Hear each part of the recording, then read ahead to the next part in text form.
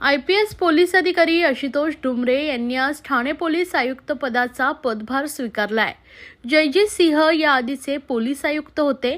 त्यांची आता राज्याच्या लाचलुचपत प्रतिबंधक विभागाच्या महासंचालकपदी नेमणूक करण्यात आली आहे।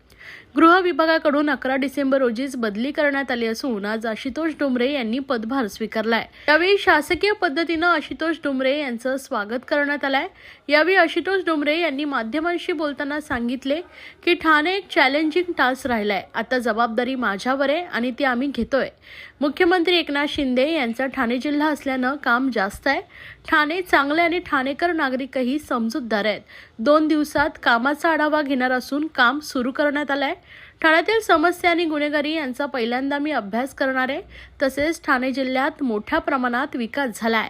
मुंबईत वाहतुकीची समस्या आहे, पण त्यावर मार्ग नक्कीच काढता येईल।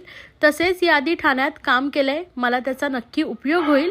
महिला सुरक्षा, वाढते सायबर गुन्हे आणि ड्रग्ज यावर माझी करडी नजर असणार आहे आणि पोलीस वसाहत आणि पोलिसांच्या घराबाबत विशेष लक्ष दिले जाणार असल्याचंही वक्तव्य नवनिर्वाचित ठाणे पोलीस आयुक्त आशुतोष डुमरे यांनी केलं आहे। नेहमीच पोलिसांकडून एक चॅलेंजिंग टास्क असाइनमेंट राहिलेली आहे।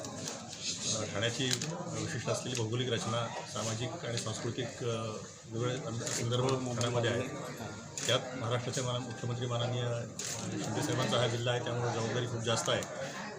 पण तरी देखील आपल्या सर्वांच्या सहकार्यानं त्यातून मार्ग निघेल याबद्दल मला खात्री आहे। ठाण्याचा अनुभव या आधीचा आपला आहे, तो किती कामाला येऊ शकतो? नक्कीच कामाला येईल।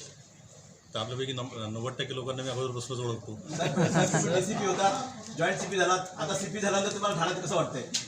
ठाणे चांगलंच आहे आणि म्हणजे ठाणेकर खूप काय म्हणता येईल, खूप समजूतदार आणि चांगले लोक आहेत। पोलिसांना सहकार्य करणारे लोक आहेत, त्यामुळे लोकांचं सहकार्य सोबत घेऊन नक्कीच प्रत्येक प्रश्नावर मार्ग काढतील असा मला विश्वास आहे। गुन्हेगारी क्षेत्रासाठी अनेक पोलीस काम करत आहे, कारवाई सुरू आहे, कसं बघतात याकडे तुमचा देखील कसा असणार आहे? आता काही मिनिटांपूर्वीच मी चार्ज घेतला आहे, त्यामुळे मी आता लगेच याबद्दल काही बोलणं उचित ठरणार नाही। परंतु त्यानंतर 1-2 दिवसामध्ये पूर्ण याचा प्रत्येक ब्रांचचा रिव्ह्यू घेतला जाईल आणि त्यानंतर मग काय परिस्थिती हे बघून पुढच्या दिवशी पूर्वीचा अनुभव आहे टोटल हा मामल्यामध्ये लोकांचं हे नाही, पूर्वीचा अनुभव आहे, चांगलाच आहे ना। पूर्वीचा अनुभव आपण जाणताच की चांगला काम झालं होतं मी पूर्वी असताना देखील। एकंदरीत ठाणे ऐकलं जे गुन्हेगार आहे दिवसेंदिवस वाढत चालले आहे, पण गुन्हे उकल होण्याचं प्रमाण बघितलं तर 50 ते 55 दरम्यान आहे। तर त्या दृष्टीने आपण कसे प्रयत्न जास्तीत गुन्हे उकल आणि मी आता सांगितलं त्याप्रमाणे पहिल्यांदा मला एक रिव्ह्यू घेऊ द्या। कधी किती गुन्हे आहेत, काय आहेत वगैरे आपण हे बघत नाही, परंतु हा रिव्ह्यू घेतल्यानंतर आपण एकदा डिटेलमध्ये याच्यावर बोलूया। सर, तुम्ही DCP असताना आता आणि कमिशन असताना तुम्ही आता ठाण्यामध्ये येताना काय फरक जाणवला तुम्हाला? 6 वर्षापूर्वीचा आणि आता 6 वर्षानंतरचं ठाणं, ह्याच्यात तुम्हाला येताना काय फरक जाणवला? ठाणे प्रचंड मोठ्या प्रमाणामध्ये विकास होतो, म्हणजे अनेक नवीन बिल्डिंग्स असतील, प्रोजेक्ट्स असतील, अनेक वेगवेगळ्या पद्धतीनं म्हणजे विकास खूप झालेला आहे। मधल्या 6 वर्षामध्ये माझं ठाण्यामध्ये येणं फार कमी होतं, परंतु त्यानंतर आता बरेचसे जुने चौक किंवा हे ओळखू येत नाही तितके बदललेले आहेत। वाहतुकीचा पण असं मला सामना करावा लागला मुंबईवरून येताना काही? फारसा नाही, परंतु वाहतुकीची समस्या आहे ठाण्यामध्ये, पूर्वी पण होती, आता पण आहे, पण त्याच्यावर आपलं काहीतरी मार्ग काढायला